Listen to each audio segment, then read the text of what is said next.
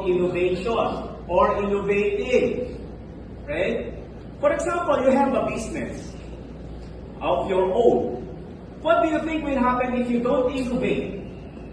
If you become stagnant or your business is stagnated?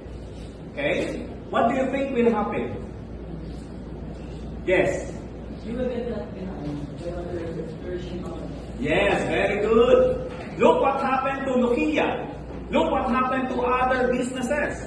No? Locally and internationally, globally. No? So, Nokia did not innovate. Then, Nokia rested on its laurels. Okay?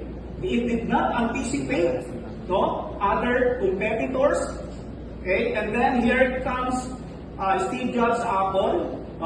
He came up with touchscreen. Okay? And overtook Nokia's sales revenues. When Apple came up with iPhone, so it did an IPO in Nasdaq. Then, dun sa US, sa bansa ko. Joke lang. Okay? So, people patronized the product. People invested on Apple. And therefore, the rest is history. So, Apple stock prices soared high. Okay? So, just like Microsoft, right? Facebook, Mark Zuckerberg, etc., etc. So, that is the vision of LPU University. Innovation. Alright? Okay? Now, next.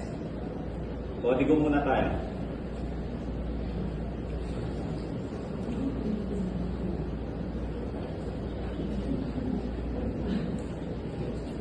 Then we